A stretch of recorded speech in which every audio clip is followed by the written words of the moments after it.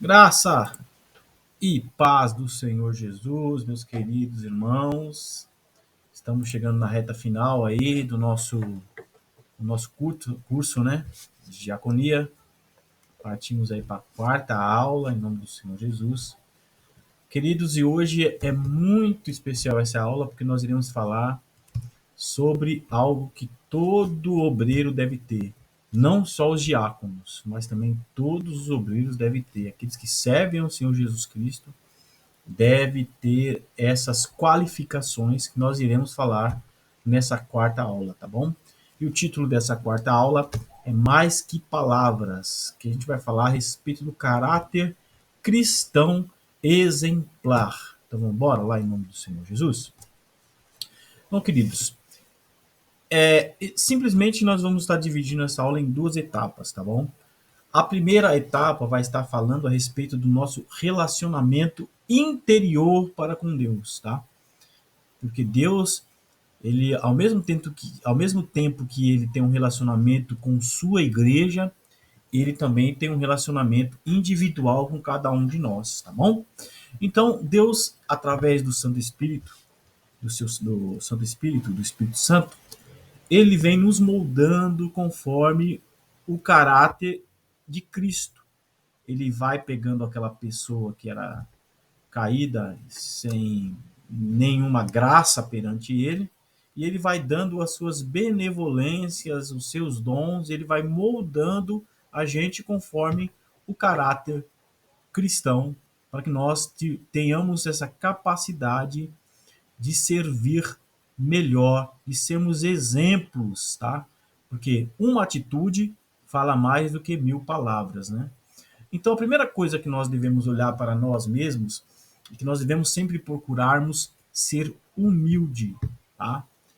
Porque a partir do momento que os irmãos entrarem para o corpo ministerial da igreja, com o cargo eclesiástico na igreja, os irmãos precisam ter humildade, tá? Vocês vão precisar entender o que é humildade. A gente dentro do campo eclesiástico de uma igreja. Porque a humildade dentro de uma igreja, quando você está servindo a Cristo, é você servir a Cristo, mas sabendo que você não está buscando nenhum reconhecimento humano. Porque o próprio Jesus Cristo fala, né? Que é no Sermão do Monte, que aqueles que jejuavam, procuravam não tomar banho, não lavar o rosto, ir em praças públicas, porque eles queriam reconhecimento. E ali eles já tinham recebido o seu galardão. Nós devemos ter humildade perante a Igreja de Cristo e servir a Deus sem pensar em reconhecimento humano. Porque se você for servir a Cristo pensando em reconhecimento humano, você vai se frustrar, tá? Porque o ser humano, ele não é nós seres humanos, nós não somos excelentes iguais a Deus. Não conseguimos reconhecer as pessoas do jeito que as pessoas merecem. Tá? Por isso que você, quando vai servir a Jesus Cristo, não procure reconhecimento. Não procure uma posição maior. Deixe que Deus eleve você, que Deus faça que você venha a crescer. Tá? Segundo ponto, bondade. Cara, irmão, você tem que ter um coração compassivo e amoroso. Você tem que receber as críticas e os julgamentos que vão vir sobre você e não levar para o lado pessoal, tá? Porque às vezes Deus usa pessoas para nos criticarem, para nos julgarem, mas é um processo para que Deus usa essas pessoas para que Deus venha nos moldar, nos trazer de uma maneira para que nós possamos receber mais dele. Se nós olharmos isso pela Bíblia, nós vamos ver vários homens e mulheres de Deus que passaram por esse processo. Por exemplo, José do Egito. É uma tipologia de Jesus no Antigo Testamento. José teve um coração muito compassivo e muito amoroso com seus irmãos, tá? Ele foi julgado pelos seus irmãos, foi criticado pelos seus irmãos, foi vendido pelos seus irmãos, mas no momento em que ele poderia, com direito aos olhos humanos, de julgar e subjugar os seus irmãos, ele não o fez. Ele teve um coração bondoso e amoroso. Então, vocês que são obreiros, vocês que são diáconos e diáconas, tenham um coração bondoso para aqueles que vão estar perante a igreja. Às vezes que venha com uma afronta com os irmãos, alguma palavra que vem contra vocês, não leve isso em consideração. Entregue na mão de Deus, que Deus, ele é o Senhor de tudo, e ele é o verdadeiro galardoador, e ele que vai abençoar os irmãos. Amém? Terceiro, fidelidade. Meus queridos, sejam fiéis a Deus, tá? Vocês precisam ser fiéis à igreja em seus compromissos e mantendo as suas promessas. A Bíblia diz sim, sim ou não, não. Se você tem um compromisso com Deus, um compromisso com a igreja, honre esses compromissos. Se você fez um compromisso com um irmão da igreja, se vocês chegaram a um acordo, se vocês fizeram perante Deus um sim, sim ou não, não, não volte atrás desse compromisso. Não quebre a aliança que você fez perante Deus e perante os homens, porque isso é muito ruim para aqueles que servem a Deus na igreja. Amém? Eu tenho isso guardado na memória, isso do meu velho pai. O meu velho pai, o seu Rubens, ele tem esse exemplo de fidelidade, irmãos, para você ter uma noção. O meu pai, ele chegou a vender um apartamento que ele tinha, ele vendeu o apartamento, né? E o rapaz não passou o nome dele, ficou 20 anos o apartamento no nome do meu pai, tá? Só que meu pai honrou a palavra, porque no momento em que, depois de 20 anos, o jovem veio a seu Rubens, eu agora quero passar o apartamento pelo meu nome.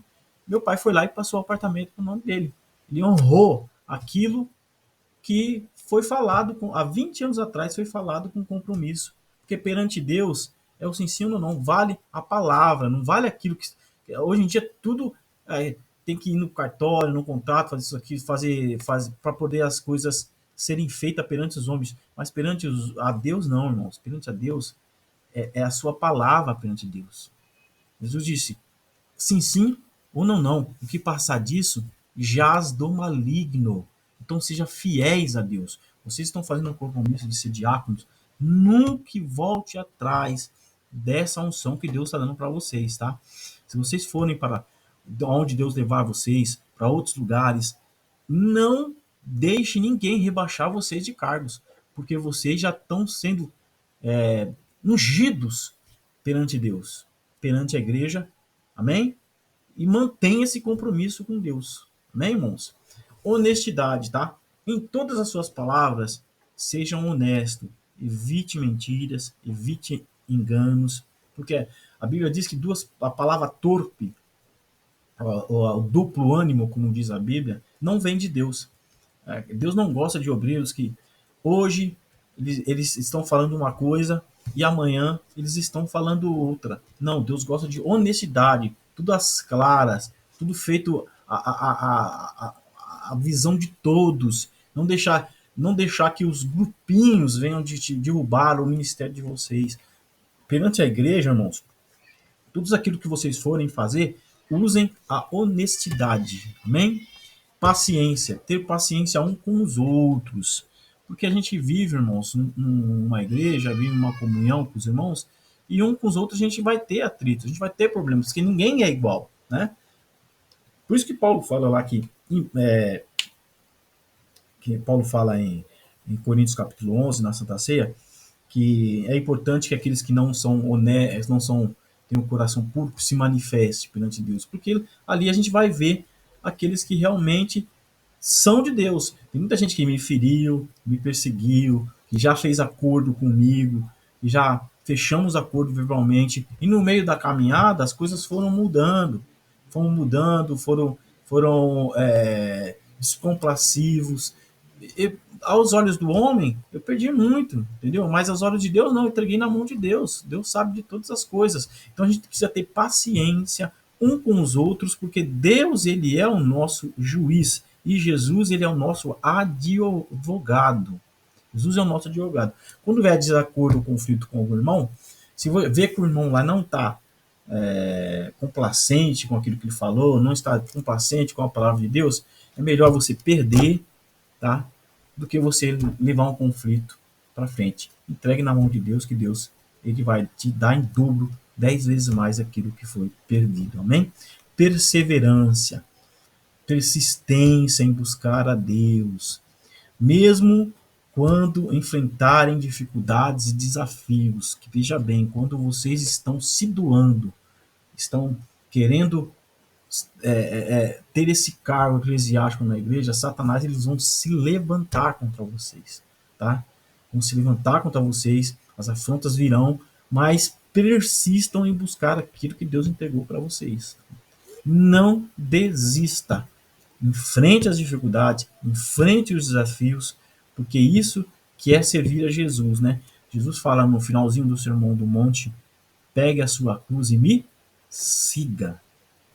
Pegue a sua cruz e o seu fardo e me siga. E ele até usa o exemplo dele, né? Porque o meu jugo é suave e leve. Ou seja, o pior preço, Jesus já pagou para a gente estar aqui. Morreu na cruz do Calvário. Jesus já pagou o preço, pior preço de morrer e carregar os nossos pecados. Jesus que sem pecado fez isso. Amém, amor? E por último, amor. Tem que amar.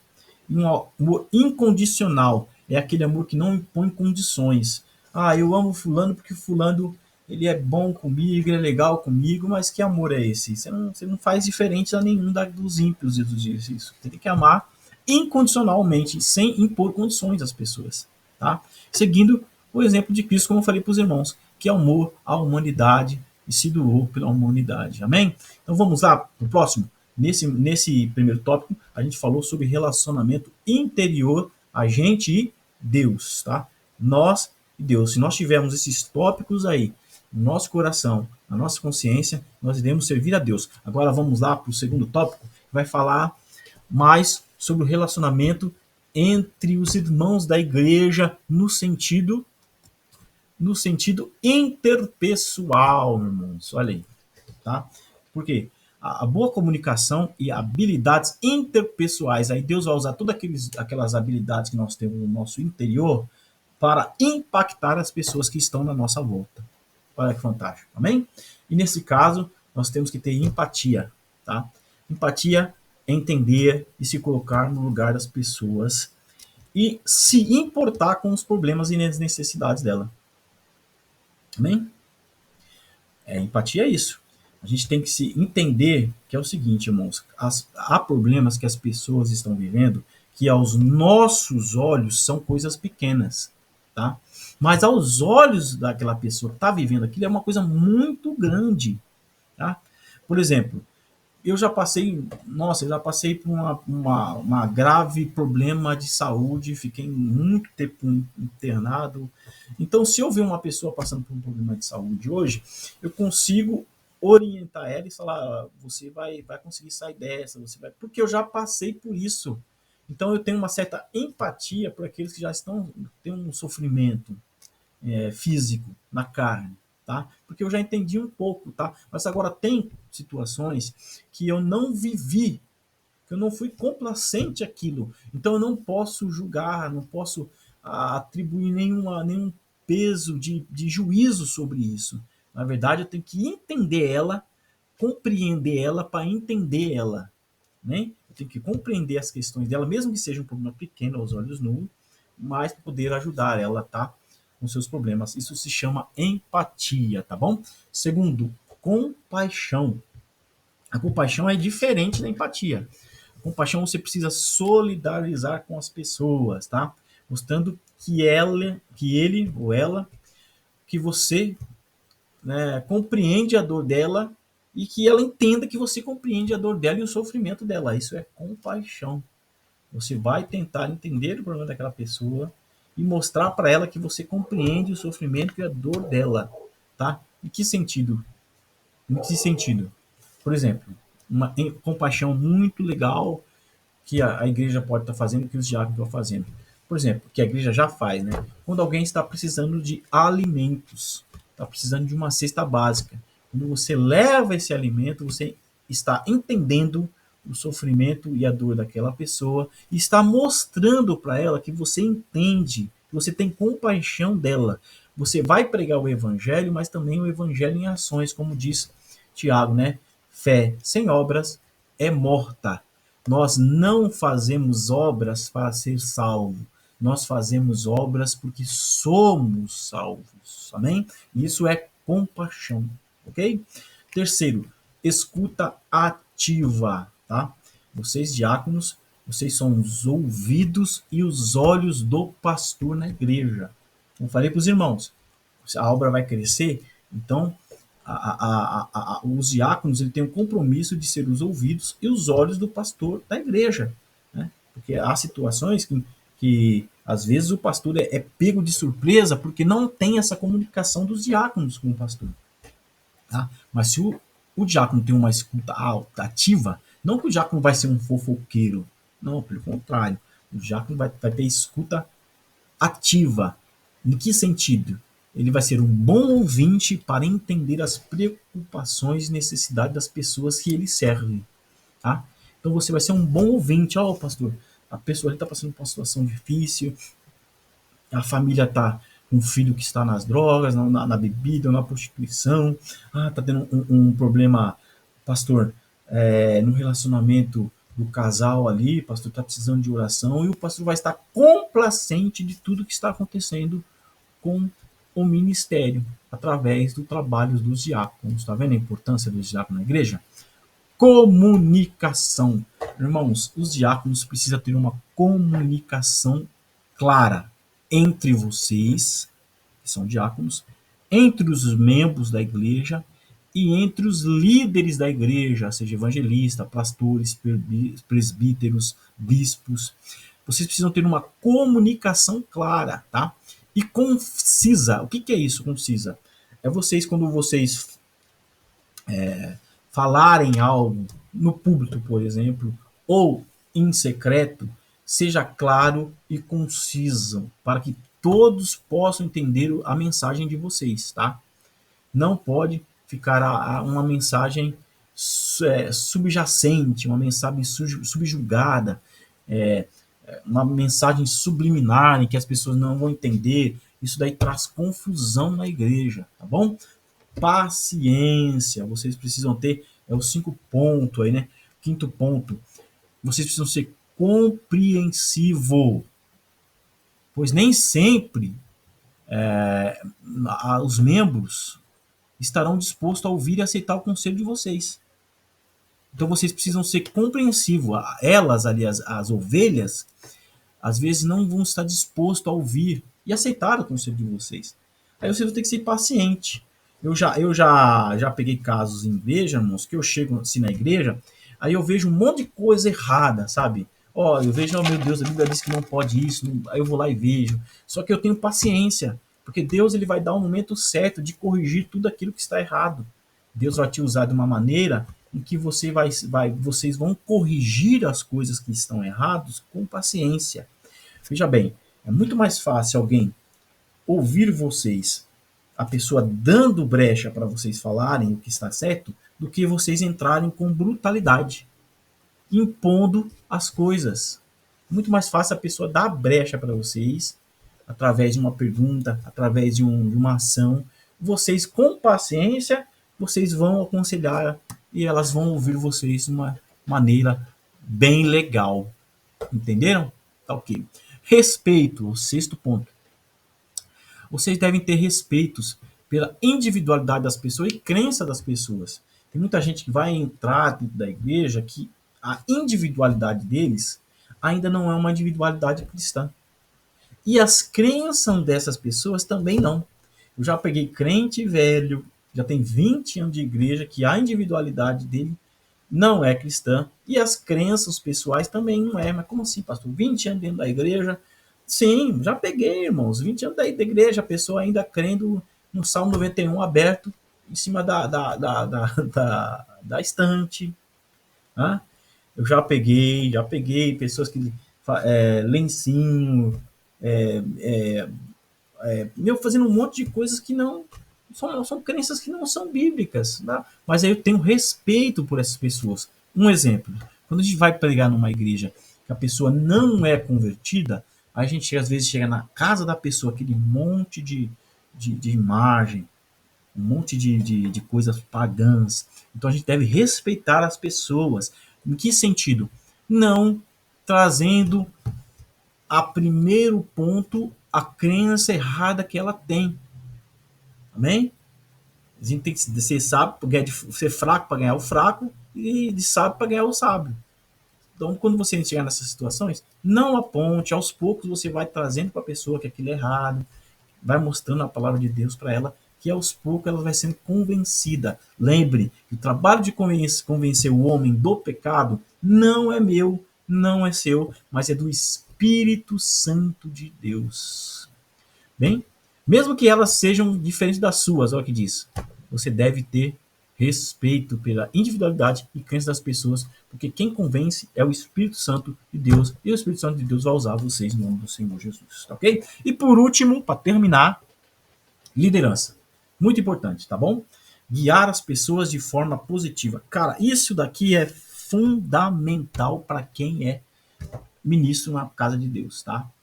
O que é guiar as pessoas de forma positiva?